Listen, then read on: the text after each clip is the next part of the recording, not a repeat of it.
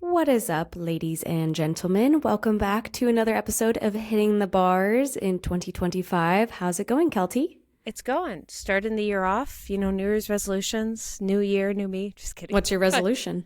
My Get deep. resolution is not really to have a resolution. My resolution my. is to maintain, I do have goals. I make a vision board and all that. Yeah.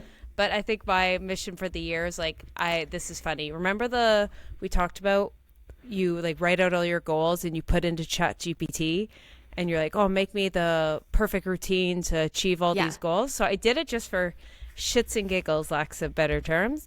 And it gave me the routine I've been doing for 3 years. And it was a reminder of I'm consistent, I'm optimized. I don't have to add any more optimization. Just keep doing the course. And I look back at my goals and I got 23 out of 26 last year. So I'm just stay the course. So that's my New Year's. I'm the routine's working, just stay the course. That's amazing. Congrats. Thank you. It sounds like a bigger flex than it is, because some were go to Vegas with my best friends. It's not really a goal, but still, I mean, you marked it off the list of what you wanted to do. Yeah, so I did it. That's cool. How's yours? I feel like maybe as we get older, maturing is realizing that you don't have to put so much weight on a New Year's resolution, because if you do, you might fail.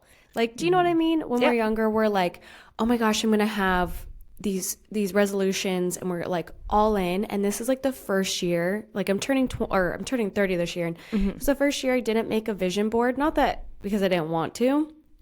I just was I don't find it that beneficial to me right now. Instead, I was instead of having these really large goals and then looking at it and being kind of disappointed if I didn't get them, I was I'm going to do smaller goals, kind of like you were saying, trips, or even if there's something I really want, with my physique, I always do fitness goals. And I'm you know what, this year I want to keep the trajectory of feeling good and getting back to how my body felt years ago before I fell off, little things like that. And I just feel maybe I'm getting to that age where I'm this will make me more successful, opposed to just setting myself up because I'm so competitive. Yeah.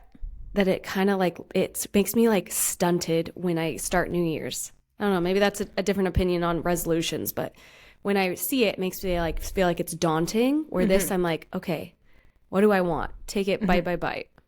Yeah, I think even just learning how to vision board, goal planning, whatever it is part of it. I've realized what works best for me is I like a nice, beautiful vision board, and it doesn't really make sense. I think if a lot of people looked at it, they'd be oh, that's a pretty picture, but it's not really a specific goal. It's every day I make it my iPad. It's oh, stay the course. These are what's important. And it's a reminder of what's important, and less of achieve this specific goal, but my family's on it. It's specific vibe. It's more of a vibe board. It's this is the vibe I want every day. This is what's important. And so it's a realignment versus these lofty ideas that every day oh, I got to do this. It's it's just more of a friendly, I enjoy looking at it. I'm oh yeah, that's how I want to feel. And even this year, which is crazy, and this is going to sound like the biggest brag, I put my own self on my vision board, because I was just trust the process. You don't have to change.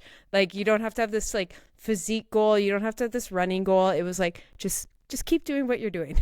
Oh, I that's love all that. you're in a good spot. Yeah. Yeah. I also think maybe the longevity of some goals, if somebody is setting a goal, and I'll give an example, if somebody's in the new year, I want to lose 10 pounds, right? And you are totally allowed to want whatever you want for your goals, but I'll give that example. Instead, maybe reframe it in the new year. I want to develop these habits that will get me to losing 10 pounds. Yeah. And then that way it's sustainable, because you could say hit your 10-pound goal and you were going to Cabo with your girlfriends, you want to look great in a bikini, but then after what if you're okay, well, I lost the 10 pounds, now I'm gonna go do whatever. Instead, why don't you just reframe it to the habits or the lifestyle change, so you can keep it off and keep going, right? Oh, you know what that made me think of? And it's kind of a hybrid of yours and mine right there. If say weight loss is the easiest one to talk about. Totally. So it's very black and white. Well, let's just say weight loss is your goal. Instead of putting your goal physique or your goal number, put a girl cooking in a kitchen in your peak vibe.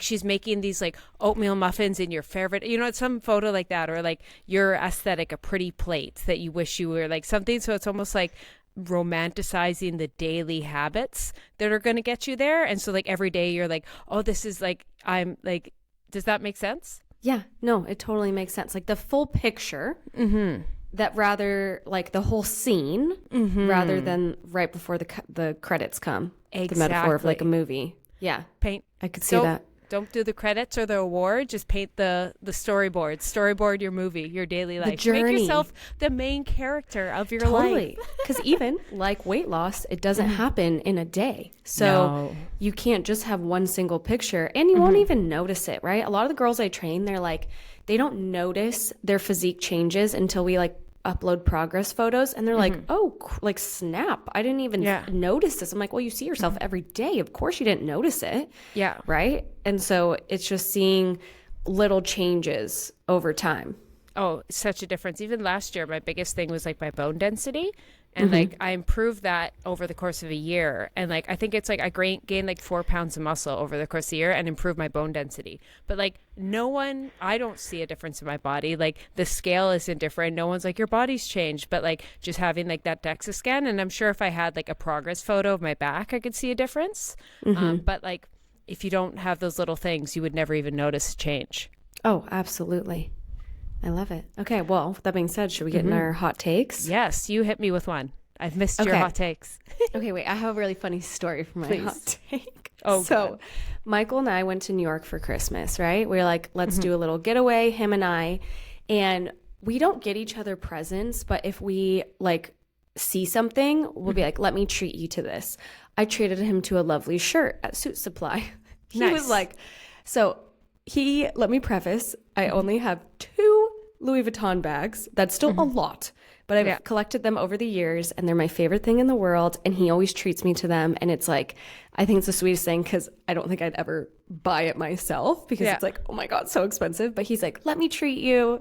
Let me teach you, like, you should have these things. So for Christmas, he's like, Sav, you can either get a necklace you really want or you can get a Louis Vuitton purse. And I love Louis. And I was like, okay, well, let's go to the Louis Vuitton in New York, which is stunning right now. But we go, and I see this one bag, and he's like, Michael knows designer more than I do. Even though he doesn't wear it, he grew up with fashion. He loves it. Yeah. He's like, that is such a basic bag. Anyone can just buy that on the street.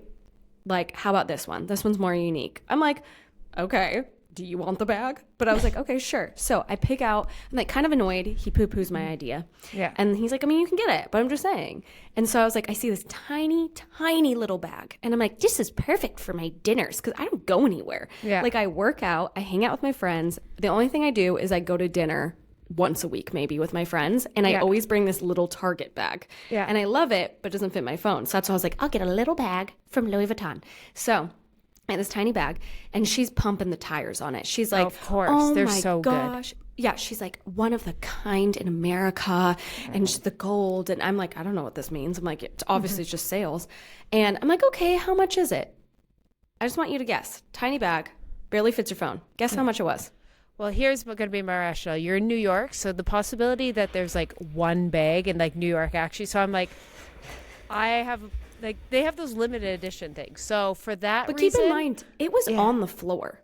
Like, I mean, obviously it's tied up, but like it was on the floor. I put my grubby little post-eaten lobster roll hands in it, trying to fit like my lip glosses in there. Yeah, like they let me touch it. Guess how much it was? I see the scene you're painting, but the fact she said one, I don't think she's lying. I'm going to she say meant one last year. I'm going to say she was saying last year it was popular. 6,000 USD. No. What? So, and I honestly don't know. I haven't gotten a bag, like a designer bag, for like 4 years. So it's obviously changed. But it was $31,000. They're crazy. I'm like crazy right now. Like, is Louis Vuitton different? Like, when I got this cute little satchel 4 years ago, and it was maybe $1,500, and I was like, what? Oh, Michael's like, oh my God, he just laughs. Yeah. And it was so funny because there was 2 of them. And she was like, one was $9K, and we still were like, no. Like, absolutely crazy. Not. And then 31, she's like, which one do you decide? And Michael is dying laughing. He's like, neither. Like, that is absurd. He's like, thank you for not being disrespectful to us, though, and like dismissing us because we're younger.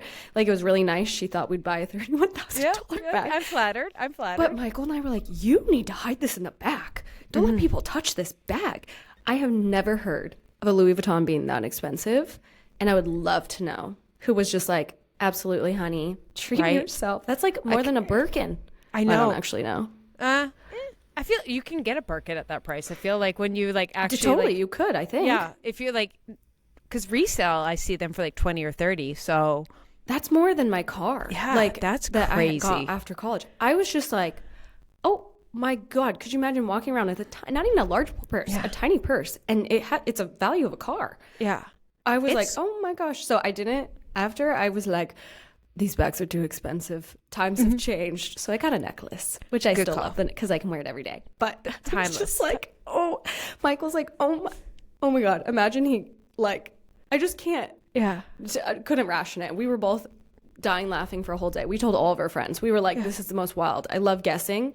Yeah. Some people would be like, 1,000. And I'd be like, no, not even close. It's crazy. That's so much. It's actually like I was listening to a whole YouTube video about it yesterday. So it's so funny you say this. It's like the nerve of luxury brands right now, because it almost feels like this is my hypothesis. This is my theory that I came up. So I'm glad you brought this up because I was thinking this yesterday.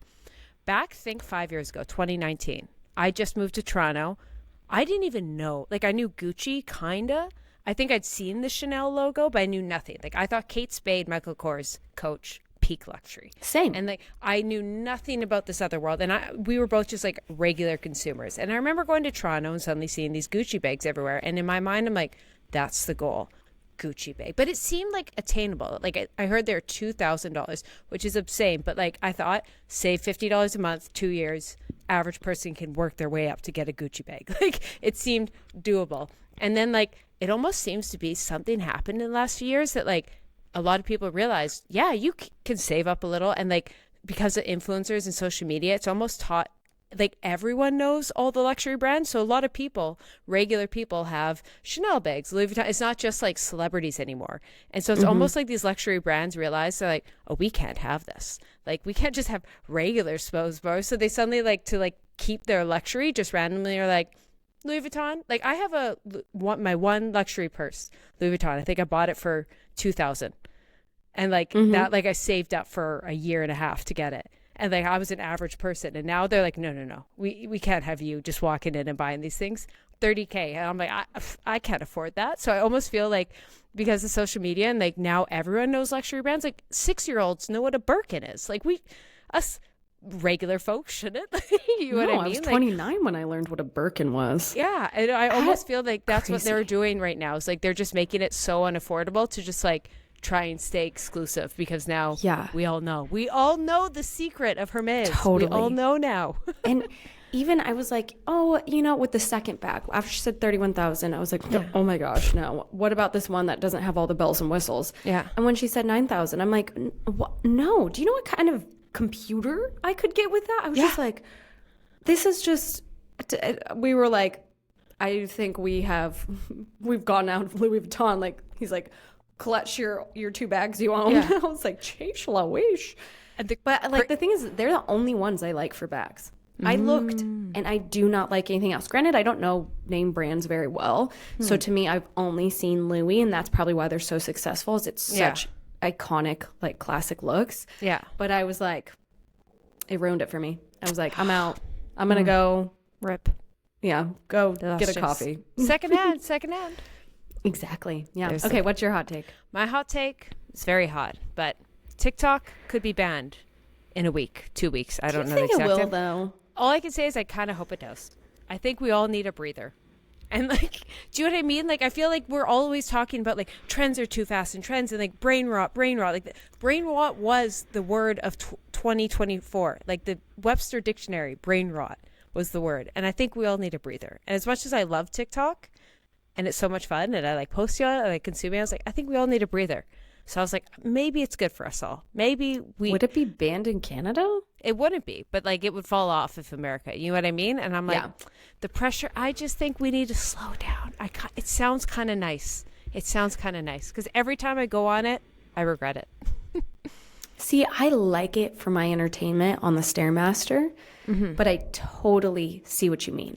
Like Reels just doesn't hit the way TikTok does. The way TikTok will randomly show me a video that has nothing to do with my algorithm, and I love it. Yeah.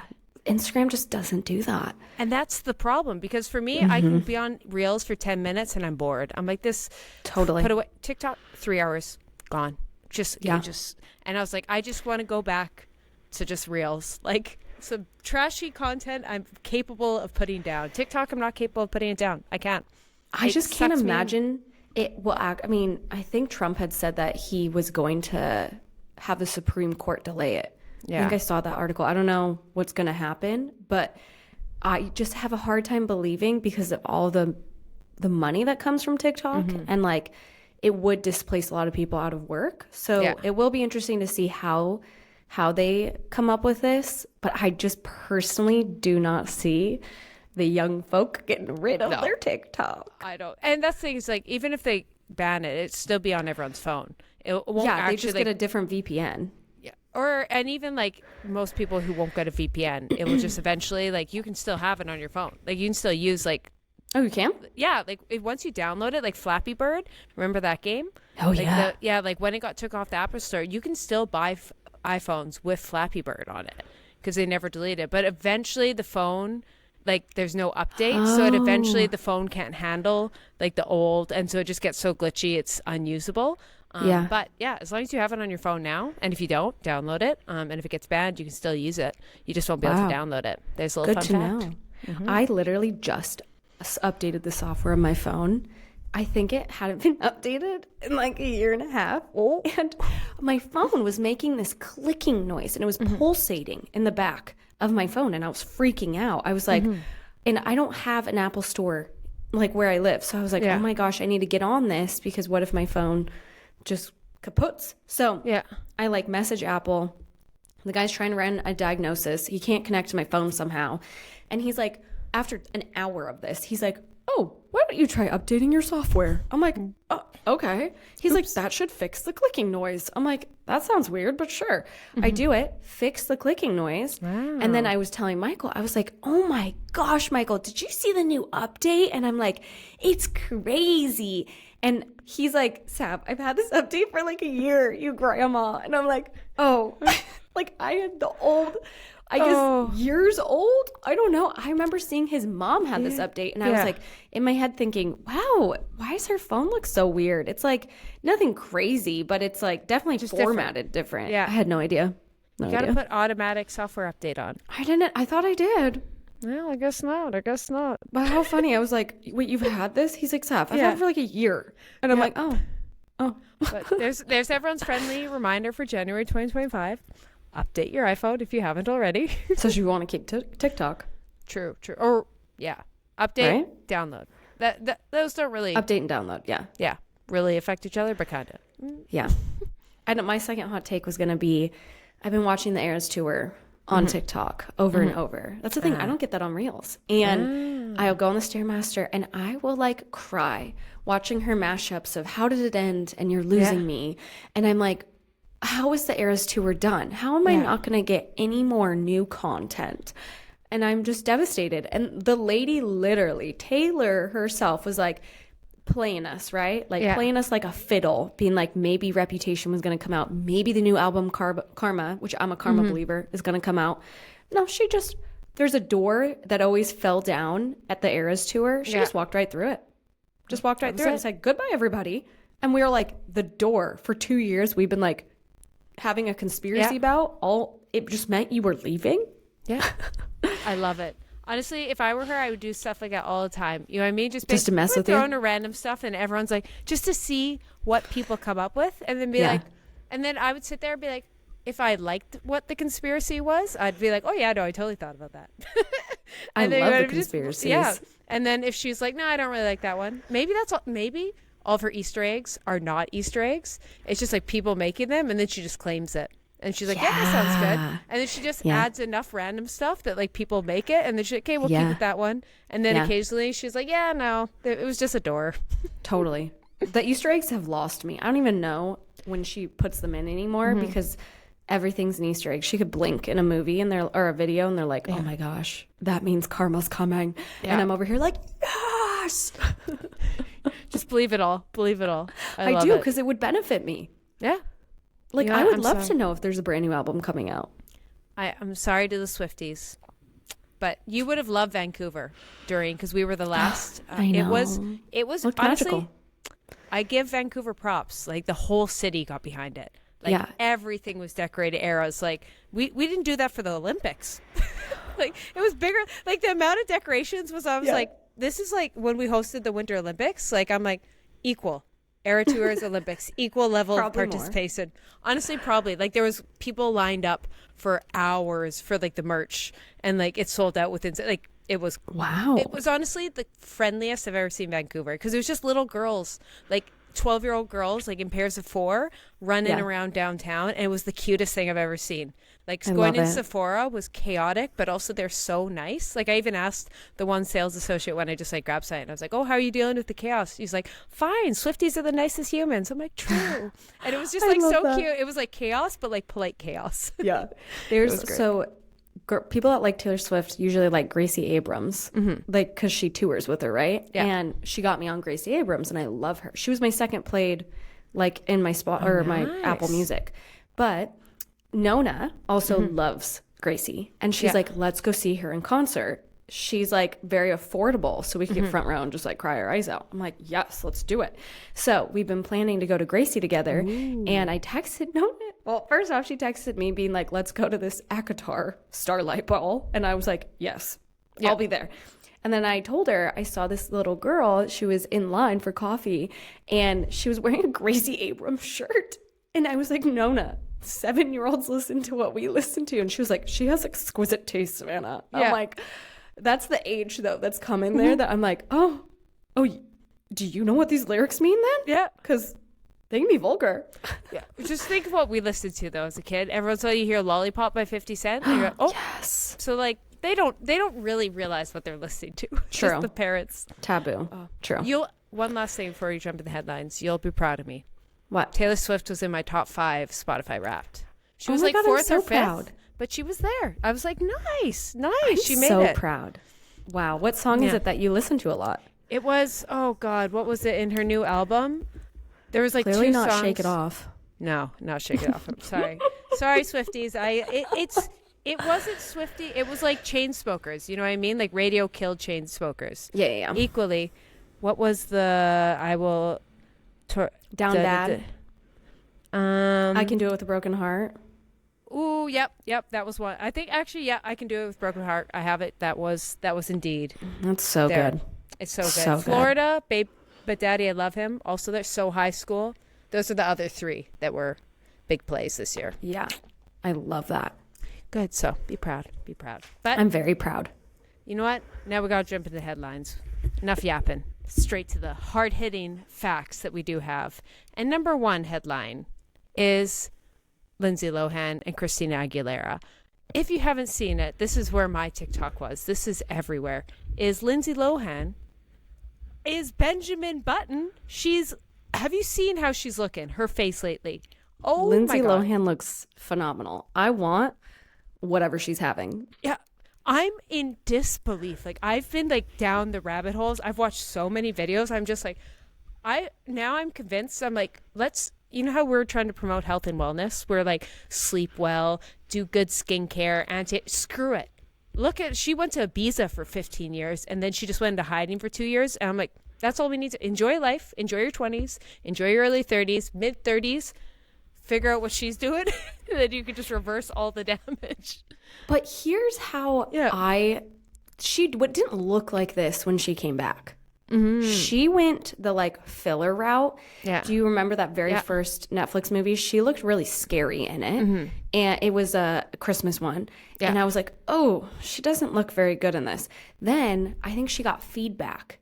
And she was like, oh, that's not in anymore. Is that filler? Yeah. So then whatever the heck she's doing, she looks amazing. I did see a TikTok of someone being like, well, she did stop doing, crack. And I'm like, I don't know what she used to do, but she was a little wild child, and it seems like now she's a mama and she like wants to start her career again. I'm such team Lindsay Lohan. Yeah. And I want what she's having. I swear it's that fully. secret facelift or something. I don't know what's going on in Hollywood, but they'll never tell us. There's Christina Aguilera, there's Lindsay Lohan. Honestly, I forever hope one day my YouTube channel blows up so I'm one of those like 10 million so I can figure this out and I'm going to do an expose. Like, Yes. I need to know. Like, trust me, if I figure out what this facelift is, I'll keep it a secret and then I'll tell you all. And I will do it just to figure it out because I need to know what's going on. Like, I've heard the one theory is just like you said, she just did get really healthy, which is plausible. Like, do you know what I mean? She was just in an unhealthy But she looks state. young. Well, but then I was like, that's just one theory. And the second theory is like just she got a facelift. The third theory, which is like honestly what I think, is like it's everything. That's what these people are doing. They got their health in order. They went and they did a little filler. They did the facelift. They did the Botox. They did the lasers. They did the red light therapy. They're paying thousands of dollars on skincare. And it's just like they did it all. And that's what... Like, I think it's just crazy to know we're in the place right now where that can happen. Like, you can actually look 20. And the Christina Aguilera's is almost even crazier. Have you seen her? Yeah. And the girl that's in the movie Serendipity, she's like in her late 50s now, Kate something. She... also Demi Moore. A lot of people are saying that like, it can be kind of like scary. As in like, sold their souls. You can go down that conspiracy. That's the fourth conspiracy. Right. Sold it's the souls. Kate Beckinsale. Oh, yes. I've seen her. She does not look like herself, though. I loved her in 90s movies. She does not look like herself at all, but she does look great. But, like, that's the thing. People are always so quick to judge. And notice, it's always women. Always. No one really makes these... Also, not a lot of men try to do this because... Society thinks men age gracefully, and lucky them, right? They can just be George Clooney. But it is interesting how people are so quick to figure it out and like put them down, where I'm like, there's nothing wrong with you wanting to be that way. Like, I am the first bitch that will say I am vain and I have there's not a bad thing. Yeah. Like, that's not that. If that makes you happy, I think that's okay. Yeah. And as long as it's ethical and like it's in line of your morals, who the fuck cares? Just give me your details, girl. Like, just share them. That's all I want to know. I know. I just hate the pitting women against each other. It's like, I know. one pick this way, one pick the other way, some age. I'm like, as long as you're happy and enjoy and like not lying, I think that's the only time crosses it. If like Lindsay Lohan suddenly comes out and is like, I just used olive oil. No, don't. Totally. No. Don't lie. Don't lie to the public. Don't either. I was like, you know what? At the end of the day, it's her medical. She doesn't have to tell us anything. I wish she would. But do you know what I mean? Just don't lie. I was like, that's my biggest thing. I'm like, but my what God, a flex for her to be like a train wreck. And then people were like, oh, she did not do good when she came back. And now they're like, what's your story, Lindsay? Like, pop off. Comeback story. So that's why I was like, sometimes I'm sitting here. Here's what I'm going to end it on. I try and like, I spend good money on skincare. I do some lasers. I do some like radio frequency, some red light. I spend some money. I'm like, should I just save all my money for the next 5 years? Nothing on skincare, nothing on lasers.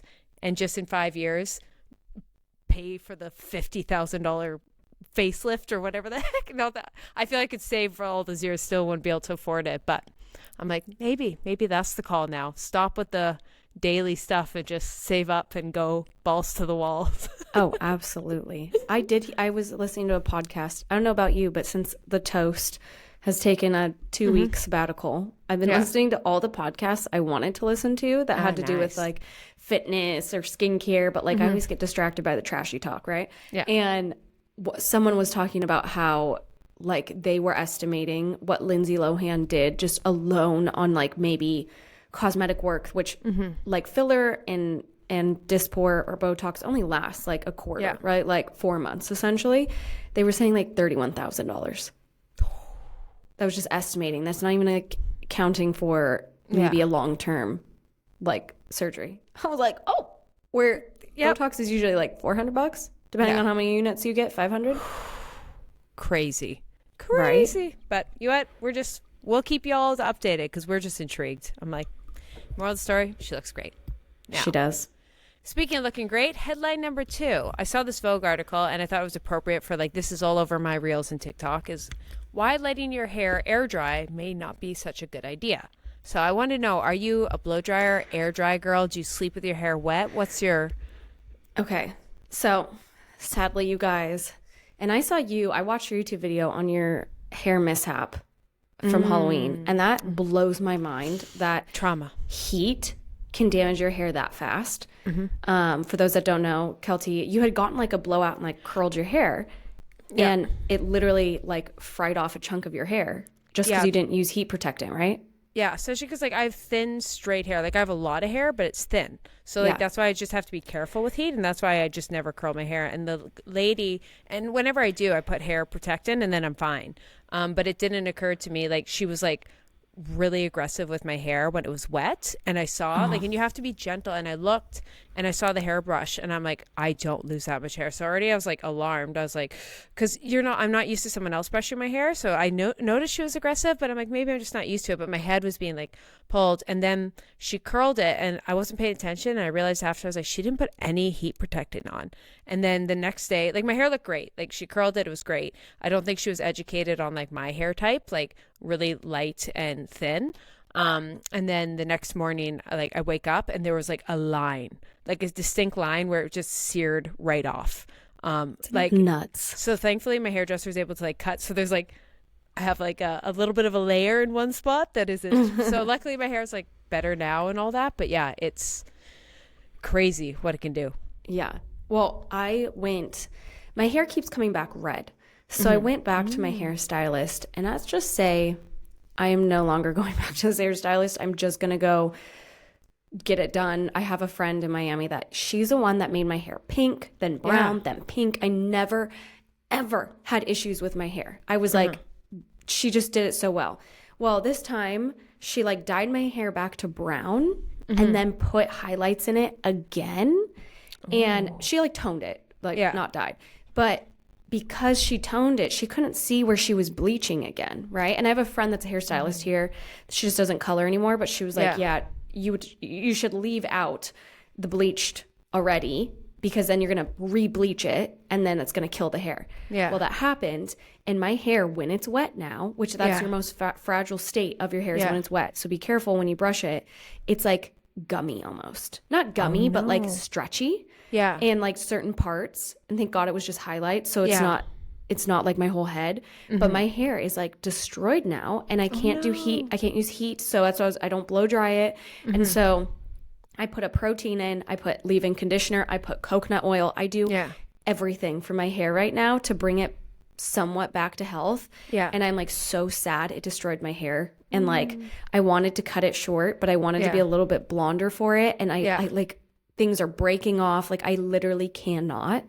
And like maybe I'm being dramatic, but like my hair does not feel the way that it used to feel. It's not right, and it's not normal, and it's not shiny. And I'm like, let it be. I used this girl for years, and like I think what it was it was hard for her to reverse the color. Where I was asking my other friend, like, but I've used her, I've never had issues, and she's like, I think it could just be maybe it's harder, and like maybe she just isn't well versed in it. I don't know, but of course I feel bad because I do like the hairstylist, but I'm like, my hair now is like straw, and I'm just trying to fix it, and I am still gonna chop it once my bangs grow, but my bangs keep breaking off. So because those are the most highlighted part that she keeps overdoing, and so they feel like frayed. And so I am air drying, but what I'm doing for those that have like really sensitive hair, and I wonder if you do this, is I do a million fucking masks at the moment, but then I will condition it and I'll brush it in the shower really, really gentle. And then when I get out, I slowly will air dry it so it doesn't tangle. And then it air dries the rest of the time. That's like the advice I had gotten. So why is it saying you shouldn't air dry? So we can go into it. And first of all, I'm so sorry that happened, and don't let anyone, because I hate that when people are like, oh, it's not that bad. You're like, I know my hair. I know it, because I was even going to say your hair looks great right now, but like, you know your own hair, and you're like, this is not how it should feel, and like, ugh, I feel for you. It's so hard. But what it's saying, and this is interesting, I'll go into like my own experience after, but it's just saying how air drying can be damaging. And this is interesting because like I've never thought like of it like in my rationale, I'm like, you have the time to air dry, but actually blow drying can actually be gentler on most hair types. Now this is what I actually want to talk about is our hair is prone to damage when wet. If your hair is bleached, highlighted, dyed, or chemically treated, it is even more important to use a hair dryer. Now what you want to do is, if you're going to use a blow dryer, is you really need that heat protectant spray, and that's going to close the cuticles, because that's one of the biggest issues when it's wet is they're open, it's fragile, and you just want to make sure to use a medium temperature. And I think that's the biggest thing is like you can blow dry without using that much heat, and I think that's the best way. But for me, and I'm kind of similar to you, I was like, but heat's also damaging. I find the best thing is you just have to think is what's causing the damage on your hair when it's wet. It's sleeping on a pillow because it's rubbing against it. It's, you know, putting on a hat. It's your hair getting caught in your clothes. It's sitting against the couch. So like what I do is like I get out of the shower and then I let it I just squeeze out all the water as much as possible, put in all my products, and then I go do something for about half an hour. But I just make sure like my hair isn't touched. Like there's nothing that could rub against it. It's not against the couch. Like I just make sure like it's like, and then I eventually brush it out a little bit and then blow dry it. And then the blow drying only takes a couple minutes, but I think like just making sure not to go to bed, don't put a cap. So just be mindful. You don't have to be freaked out, but I think it's just being mindful that when your hair is wet and you're letting it air dry, that it's, you got to be delicate with it. And that's what I've done. Yeah, no, for sure. Even you guys, I do a hair mask with oils. I do the protein mask. I do an Olaplex mask. I have leave-in conditioner. I do the coconut oil. Not all at once, but like all these little things. I just bought a silk pillowcases for my hair. Big change. Like I am doing everything because I'm like, don't fall out. And like I even Googled how often, like how much hair should I be losing? Because I'm so paranoid because it feels so weird. And my friend was like, it's fine. Like your hair's not going to fall out. She took a look at it. She was like, it's okay. It's extremely damaged and upset at you, but it's okay. Yeah. And it's just the tips because that's the most processed thing, which she's like, you're already going to cut them. It's fine. But like it's weird how quick, like you could color it and it looks great and you wouldn't notice. And then if you do one wrong move and like it takes so long to grow your hair. And that's the problem. Like even like that's why I was so upset in that video is because it felt like I took so long to grow it, and then in one decision just to go to one hairdresser, it felt like it was all ruined. And that's actually, if I give one tip on my hair growth journey, and then like the most important thing, it doesn't matter the products you buy, it doesn't matter this routine, everything we told you, get a hairdresser that knows your hair type.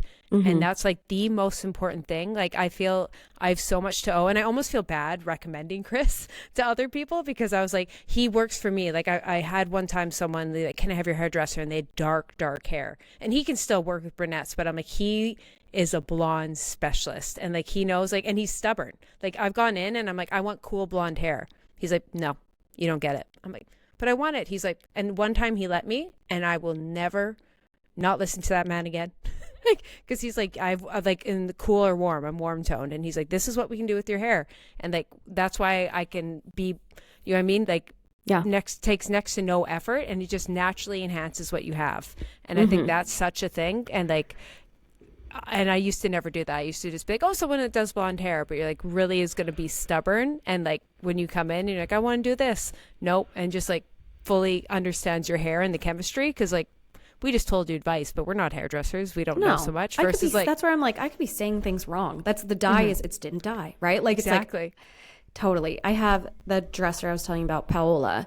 I met her in Miami when I dyed my hair crazy colors. Yeah. Oh my God. Anybody that needs a hairdresser, go to this girl. She's phenomenal. And what like I have learned is I should just go to her, and like luckily my mom's a flight attendant, so I can literally fly for free. I'm like trying to plan out how I can go see her. I'm obviously going to give my hair a break, but I'm like, I'm going to go, I will only go to her from now on. And I even talked to some of my girlfriends and was like, this happened. Like, I think I'm just going to go to Miami to see my friend. And they're like, let's make a girls' weekend out of it. They're like, we want to get our hair done. Yeah. We can rent a hotel. We can all stay in it.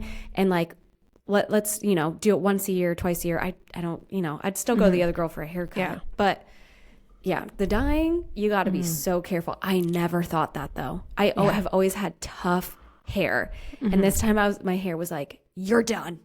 You're done. And I was like, sorry. the way I was like, why is it so stretchy when it's wet? And I'm calling my friend Chris. Yeah. I'm like, what do I do? And she's like, dude, that's not good. And I'm like, oh my God. I'm sorry that happened to you. It's the worst. It's okay. And then I was like, I wanted to curl it when we were in New York, and I'm just so scared to even use heat on it. Just no style, and one day it will feel back to normal, and then like Totally. That's even like how I felt like the first like 8 weeks. I was like, oh my God. And now I'm like, okay, my hair feels like it. The thickness is back. It took about 8 weeks, but in my mind, like it will get back. And as much as that didn't help me when I heard that 8 weeks ago, I would have been like, it does. Yeah. Hair does grow, so it will happen. And like, luckily, your hair still looks great.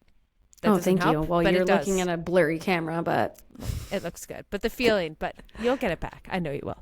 Yeah, one day. I have faith. No, let's hop into something else. I just wanted to touch base on this briefly. Have you heard of the Matilda de Jerf drama that's going on? I've heard vaguely. Explain to everybody. I'm going to explain really rapid fire, but I don't really want to talk about the drama. I want to just talk about an interesting something I figured out about her. Long story short as possible, she's like this big Swedish influencer. She had just done a campaign with Rode and Hailey Bieber. Like she's, when you type in Pinterest, Scandi fashion, that's who pops up. She has this whole De Jerf Avenue, these like went super viral on TikTok, her like clothing brand. And then this expose in the Swedish newspaper they have like came out, and all of her former, not all, but a bunch of former employees came out that it was just really bad working conditions. Like the famous one that's gone out there is like she had her own toilet that no one else could use, and someone used it and she made them clean the toilet. Because like stuff like that, and she apparently made people cry. Anyways, we're not going to there's so many recaps on drama channels that you can go. We're not doing that, but I thought it was really interesting being in Sweden and hearing about this, because I just thought this might be interesting to some people, because outside of Sweden, she is the Swedish girl. She is, when you think of Swedish fashion, like you think she's the biggest influencer imaginable. She's not actually that big here in Sweden. Like, It's almost like she's like the vision of Sweden outside of Sweden. But like, if I had to talk about like the biggest Swedish influencer in Sweden, people would be like, oh, Bianca Ingrosso. But outside, like, do you know who Bianca Ingrosso is? No. Exactly. I had no idea. I even asked Megs once. He's like, oh yeah, Bianca. I'm like, who's that? And now I follow her because I'm in Sweden. But I just thought that was like interesting, of like someone who like represents this like Sweden fashion, all this. It's more of like, I'm not saying she's not Swedish or anything like that. I just thought that was like an interesting thing of being here in Sweden while it's happening, is that like she's not really followed in Sweden. She's followed outside of Sweden. And then like versus like the actual influencers here in Sweden, people are following. So just a little tea down on the ground reporting here. I'm like I see no one here talking about it. It's all people outside, but maybe that's my own bubble. Mm-hmm. Yeah, that is. I mean, she's like the spokesperson for Sweden, but yet Sweden doesn't necessarily consume her content. Yeah, I guess the weirdest thing is like, say us Canadian American, we want to dress like a Scandi girl. We would type in, we go to Matilda and we'd follow her fashion. But like, I don't think Swedes are necessarily going to Matilda to follow. You know what I mean? Like, she's like, it's like, and there's obviously, I'm stereotyping, there's a lot of Swedish people that do follow her, but there's a lot more Swedish influencers that they follow. It's like, she's not their crown jewel Kim Kardashian. It's like everyone outside's, like, if that makes sense. I'm like, it's just kind of funny.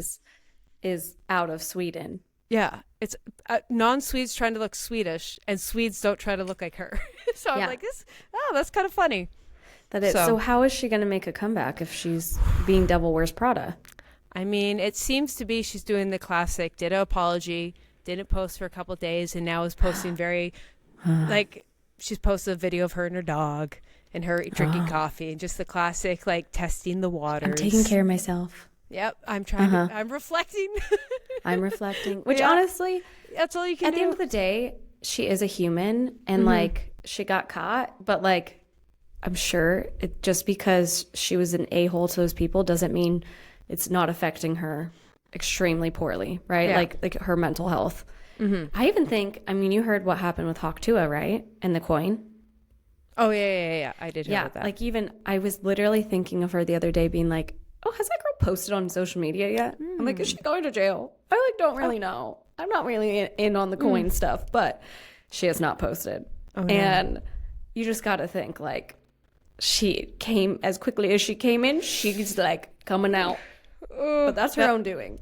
Mm-hmm. I find those two interesting because I feel like if everything that happened, Matilda, is true, she has some reflecting she needs to grow as a human, and that's all you hope. It was like a reality check, and she becomes a better human, and now that was a growth opportunity, and that's all you can hope. But then, like, Hawk Tuah, I almost feel bad for her. Like, I feel she was like manipulate. I could be totally wrong. Like maybe she wasn't that educated. But if she has all that money, hire a lawyer. True, but I think that's the problem. It's the lawyer. Like, I think it's a lot of people. This is what I worry about. And I was like, I could be totally wrong. I have no facts to prove this. I'm just bullshitting right now. Of like, she has a manager and a lawyer and all these people being like, oh, make this money. Like, she has a bad team around her. Yeah. And they just see her as dollar signs. And they don't really see her as this, like, do you know what I mean? Like, I hate to say it. She came up fast. People are like, one hit wonder, no longevity. Let's just make a buck and get out. And I'm so worried that, like, she's just a girl that blew up and she has a really bad team. And as someone who's like had in the past like bad team members around me, and like you're doing everything possible, it's just like your team around you convinces you otherwise, and they're people you trust. And then like, oh, of course I could be totally wrong and she's a weasel and scammed everyone, but I'm like weasel. But I was like, oh, I just feel for her if that's what happened. Like, she was like hoodwinked by everyone around her, and now she's like getting all this. I'm like, oh, totally. And even to bring back with your Swedish girl, like, if it is true she was an a-hole, I actually really do believe that if she got a big head, because I feel like you and I have seen even people in this space lose control or lose sight of like where they began and like why they grew a following, and they will be a-holes. Like, I've seen plenty of holery, like at events where they are like demanding to be treated differently, demanding all these things, not even like acknowledging you, and you're like, wait, aren't you just like a girly from this town? And but it's weird. I could see that happening, and then maybe she gets a reality check. Because I could, like, I get where it would be like you get this ego push when you have all these people shouting your name, right? It's like you're on a stage and you think like you're the best God-given like gift, and then you're like, oh shit, like, no, I need to also treat people with respect. Exactly. I was listening to a podcast today about two celebrity stylists. They were on another podcast, and they're like, what are like the horror stories with people you've worked with? And they mentioned, they're like, not what you think. They're like, honestly, the biggest celebrities we with are always the most professional, the kindest, all this. And like, they didn't say it, but like, you know, they're saying like the nobodies we bury, like the people just above us, the 1 million followed influencers are like not as professional and not as nice and not as understanding and friendly. And it's like such a reminder of like being mean is never going to get you anywhere. Like, I've heard it so many times that this is just what I've heard on interviews, that Kim Kardashian is actually like the nicest human that like to work with professionally. Like, I always hear that when people talk about her, and I'm like, just a reminder that like, I feel people don't get to those high. There's going to be exceptions, but I'm like, don't get up on your high horse just because you got some followers. I'm like, if you actually, you know what I mean? Does that make sense? Yeah, no, totally. And maybe she is that way because she also started as like an assistant, right? Like, maybe she understands that like that perception people can have, and like, you know, maybe she's been in their shoes. Yeah. But it is funny when influencers have been in those shoes, because it's not like they pop out an influencer. Yeah. And you're like, wait, what? You used to be really cool. Yeah. Or like, or we've all seen those at events. So you're like, I even like, I went to this one, this was years ago before even COVID, and it was like a Tarte event, and my friend was invited. She invited me, and it was at the Britney Spears roller skating where she filmed Toxic, and we were so excited to roller skate. And there was a guy in front of us, and he was like a makeup artist, and he really wasn't that big online, but he did a lot of celebrities' makeup. He was the biggest a-hole to us. So dismissive, so rude, so like demeaning. And we were like, just trying to have a conversation, waiting to get in. And we were like, oh my gosh. And then we looked him up, and we were like, wait, why are you so mean? Like, you're not like, I could see maybe if you were like the head of Beyonce's tour or whatever, like, okay, that makes sense. But no, it was just, but he had the biggest head, and I'll just never forget it, because we were so turned off, we would avoid him the entire event, because we were like, we felt bad about ourselves. Like, he was just kind of mean. Oh no. I was like, but like everybody, You always run into those. You could even run into those at work. I mean, think of Fully. My mom was a nurse. She said sometimes the doctors would be really dismissive and really rude to them when she was the one that was needing the help, or, it happens in every industry. Fully. And like the top to the bottom, like it really just, I think it just power shows people's true colors. You know what I mean? Yes. I think that's all that happens is like, there's good people and there's bad people in every position. And then the more power you have, it just, who's going to abuse that? But actually, I'm going to play devil's advocate real fast. Okay. What happened if this was a man? Like, I'm just going to throw this out there. Like, she's running a business. She's making people cry. And now it's like, mean girl, mean girl. But then, like, how many people has Elon Musk made cry? And people are like, oh, top tech billionaire. Absolutely. And I'm not, like, defending her. But it is interesting. Like, there's nothing worse than being painted as, like, a not nice girl. But if you're painted as a not nice boy, it's fine. He's passionate. He's assertive. It's how he got to where he was. He's not a bitch. He's assertive. It's literally Devil Wears Prada. Yep. Yes, that So movie. true. It's just like, and it's always going to be a double standard, and it's so annoying. I was just talking to a friend. I had this guy, like, that's an acquaintance, say something really rude. And I was like, I'm very blunt. So I actually just stated it back to him, being like, that's pretty effed up. And it was like talking, I won't get into the details, but basically like talking about this one girl, and then he was poorly talking about his ex-girlfriend that we all knew. And I just was like, that's so distasteful. Like, just not you were in classy. a relationship with her. And that's literally all I said was like, come on, man, like, be bigger than that. Like, I'm obviously not going to talk about her. She was my friend. And it just was so egotistical and like, so gross. But anyways, I wasn't even disrespectful. The way I said it, I just like point blank said what I thought, and just like he was saying what he thought. And he like actually was so offended that I spoke up and like had told a mutual friend that like he thought I was mad at him, where I was like, no, I'm not a bitch. I'm not mad at you. I just literally dished what you dished out. But it's funny because I'm a girl. You could tell I was not allowed to have this opinion. Oh, fully. And that I was like supposed to sit back and just say it, where I was like, no, fuck this. But because of that, I'm a bitch. And I was like, obviously an acquaintance, not a friend. But I was like, when I got back to hearing that, I was like, you're just mad because I called you out and you're embarrassed. Oh, I hate that. Because like, mentality is a man can just call it out and just be like, oh yeah, this is that, and move on. But for whatever reason, it's like, you doing that means you're mad and you're going to resent it and you're going to hold on. You're like, no, I just pointed it out. Emotional. Exactly. You're like, you're just going to take it and you're going to be angry. I was like, no, you just pointed it out and you're mature and you're going to move on. And like, you're going to be like, hey, that was a shitty thing you did, but I'm not like canceling you as a human. Like, you know what I mean? Just am telling you when you're wrong, in the sense of like, that wasn't cool, and you knew it wasn't cool, and you're embarrassed and you're mad that some girl called you out. But yeah, my husband called him out, and he wasn't mad at him.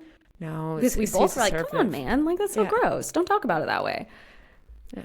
But I'm proud of you. I'm proud of you for standing up. And you shouldn't feel bad. You're not a bitch. Oh, I don't feel bad. I literally was like, this tells me everything about your character. True. It was like just a lesson. Speaking of lessons, we got 2 questions from our audience to wrap up this episode. Number 1, advice for the girlies graduating or going to college in 2025. Do you have any tips?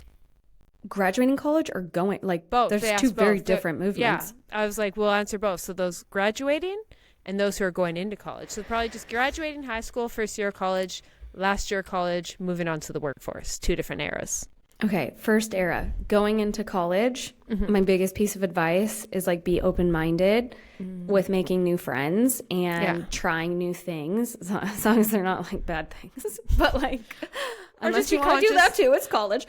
But use protection. I wasn't even thinking that. I was thinking more drug route. I know, but I we are like, horrible. Yeah, but keep going, boys and drugs. But also, I think if they are already listening to our podcast or follow us, they already are interested in fitness. Yeah. And I've said this before, I wished I took more advantage in college. There are so many affordable ways to learn more about fitness, or taking classes, or you get like, sometimes you get a free membership to the gym. Take advantage of it. Try and find your people now. Work on yourself, educate yourself, because those 4 years, it'll be your stable ground, and like, it'll be your constant. And then as you graduate, for the ones that are graduating, like, you're not that old. That's the number one thing, because I used to think I was ancient. And then I'm like, why did I think I was ancient? I'm like 23. That's ridiculous. Yeah. So, yeah. But know that. And it's okay if you don't know what you want to do in your career. I literally got the first job I got and took it. I learned like how to find my voice because it was sales.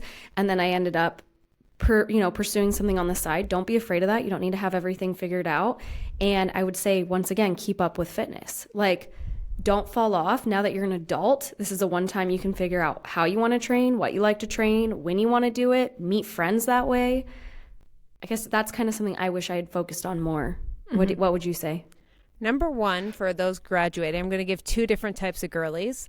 Okay. The ones who like you don't have a set path. Like, you're not trying to go to law school and all that. You're like, I'm going for a 4-year degree. Just lean into it, have fun, do everything. The only regret you're going to have after it is that you didn't do something. You didn't go to the home rally game. You didn't try, like, obviously don't run yourself deep and like still study and still do that. But like, also, especially if you're just going for like a 4-year degree, have fun, meet people, do the pep rallies, stay out too late. Try to find balance, and it's going to be the highest highs and the lowest lows, and just lean into it. Like, romanticize. You're going to cry about a boy, and you're going to want to listen to Taylor Swift, and you'll look back fondly of it and just have fun with it. Lean into it, the ups and the downs. And for those who are a bit more really career focused, or like they're trying to go to law school, they're trying to go to med school, and like they don't have so much of the whimsy, just still fit in the whimsy. Be like, hey, 2 to 3 weeks of this month is really hyper focused. I'm really doing it, but I'm going to make sure to have the one thing, the pep rally, you know what I mean? Still plan it in to have some fun with it, even if you're like super, because otherwise you're still going to look back and regret not doing it. So those would be my two. Just lean into it, romanticize it. It's the highs, lowest lows, but you'll miss it. And then for those, mine will be very similar as yours. Yours leaving college is don't have to have it figured out. You're so young in your mid-20s. Like, your 20s are just figuring out what you want to do. That's all that you should do. You should leave your 20s knowing what your passion, hobbies are, and some trajectory for your life. But like, thinking you have to have that by the end of college is, I had like 8 different career paths in my 20s that I thought were it, but I only got to my dream job because I tried a bunch of others. I tried this for 6 months. I tried that for 2 months. I tried this, and I just to try it, and was like, oh, just kidding. I actually hate, like, I thought I wanted to be a doctor, and I was like, I hate being in hospitals. Like, you know what I mean? So like, try all the different things, try marketing, try whatever it is, like write out the list of everything that sparks your joy and just try it. And then worst comes to worst, you hate it. But don't think, I think I felt a big pressure of being like my identity. Like, if I tell people I want to get into photography and I change my mind in 6 months, people are going to be like, ugh, she has no idea. No, that's what you're supposed to do. You're supposed to try photography for 6 months and realize you hate it and move on to figure out. That's the only way. And every once in a while, there's someone who figures it out, that they're Tiger Woods and love golfing at 2 years old. But just don't assume you're Tiger Woods. Yeah. I also think a big thing to highlight is college will not be your best years of your life. Yes. A lot of people say it is, and I like do not agree with that. I actually found it some of the like loneliest times of my life, and I didn't feel like I could be me because I was like in this town that I didn't want to live, but I was going to school, right? So that's like, just remember, when you graduate, you can choose your trajectory. You can choose if you want to move to a different state, do it. Like, now's the time. And just know, if you're really lonely, like, I was just so, I really didn't like the college that I went to, but I had gotten free financial aid. So it was like, that's why I went. And I was so nervous because everyone was like, this is the best 4 years of your life. And I was like, they suck. Like, I'm drunk all the time, which is fun. But like, I just like, you know, boys are breaking your heart. Sometimes friendships fall through. Like, just know it's so much better when you're an adult and you can choose where you want to live, who you want to hang out with. And just, if you feel that way at some point, it's normal, and it will not be. You can make it the best 4 years of your life, but you can also make after your best years of your life. I recommend the second one. Yeah. But still enjoy it. I hope you, I mean, at the end of the day, I had, you know, some great times, and I'm so thankful I went and I could still afford to go. But I just remember thinking, oh no, is this the best years? And then it's not. Brad Paisley says it in like a quote. He says, it's not your best 4 years. I'm going to quote Malcolm Moore, and I think I've quoted it 1,000 times because it's like my favorite quote, is like, or I forget the lyric, but it's like, you don't realize you're in the good old days And like, I don't think you realize you're always in the good old days. In like 5 years, you'll always look back at, oh, those are the good old days. And like, you one day will look back at college and be like, oh, those are the good old days. And I remember leaving high school being so sad but then leaving college and being so sad, and leaving like you can lean into every chapter. And I think just every once in a while when you're in college, just really like one day you'll look back and be like, these were the good old days. And like, that doesn't mean it's the best days. It doesn't mean there's not more exciting things to come, but just have fun with it the best you can and soak it up, the highs and the lows. And I always think that now. I'm like, you can also take little things from it too. Like fully. I think of college, how I lived with my best friend Jordan, and I worked for the university, but it was a fun, lighthearted part-time job, and like there wasn't a lot of responsibility, right? Yeah. So you can take little bits from it. Yeah. Enjoy the freedom. One last question. Sorry, this is a bit more for me. Don't make fun of me here. Keltie, du går det med svenska? aka how is your Swedish going? And it's but you could tell my lack of pronunciation, not great, but it's getting better. Whenever I'm here, I get better. But I thought this was a relevant tip. I will not learn anything new. I won't as an adult. I tried to teach myself music. I tried to teach myself singing. No, you got to put it on the calendar. I had to go back to school. I had to do that. I had to hire a vocal coach. I had to do these things. Otherwise it won't because you have other priorities that have to get done. So for me to learn Swedish is I am taking Swedish lessons in 2025. You can get and just scheduled in the calendar, and it forces me for half an hour, several times a week to do it. Otherwise I won't. Duolingo doesn't help. So there's a little tip for anyone who you're trying to learn something new. Book it. But even if it's a friend, book it with a friend if you don't want to spend money. But otherwise, don't lie to yourself. I've tried for 5 years to learn Swedish. And at the end of the day, I'm like, I'm tired. I'm sleepy. I don't want to. You won't. True. So book it in. I have one of my good friends. She's Brazilian. So she speaks Portuguese. That was her first language. She moved to Argentina to be a doctor. Didn't speak a lick of Spanish. So she learned Spanish. And she said it took her 3 months to feel comfortable. Every day she took lessons because she was like, she flunked out of school for 2 years because she didn't speak Spanish. And then she moved here and had to now learn English. Wow. And so when I first met her, she spoke very broken English, and she'll say funny things that aren't instead of sensible, things like that we help her with. She still has an English coach, but she's like a testament to you can totally learn new languages when you're older. It's just you have to dedicate practice. Hire somebody if you can, instead of just half-assing the Duolingo, like you were saying. Duolingo doesn't work. You need to She's my icon for it, where I'm like, she's like, you can learn it, and I'm like, you're totally right. That's the inspo. 3 different languages. I believe I can do it. I will do it. I'm like, stupid. I should end off with a Swedish saying. I'll just end it off with FIFA. What does that mean? It's I just said holy fuck. FIFA? It's FIFA. It's FIFA. Goddamn. This kind of Swedish goddamn, but it's something F. It's the F word. Something like that. So yeah, FIFA. Oh my god. Stunning. Just know the most important. We're still children because we will always learn the cuss language or the words first. Yeah. Always. The one that I learned, the first Swedish thing I learned that stuck, den skalle. What's that? Danish headbutt. Oh. Yeah, they go boom, headbutt. Den skalle. Love it. Danish Den headbutt. skalle. And FIFA. Just the most important things. That's all you got to do to get around Sweden. Mm-hmm. Just That's FIFA. Oi. Actually, there you go. Fika. FIFA. Perfect. I'm Swedish. Got it. There you go. I love it. All right, guys. Well, we do need to wrap this up. Don't forget to, check us out on YouTube, leave a review, rate us if you'd like, and we will see you in the next one. Bye. Bye.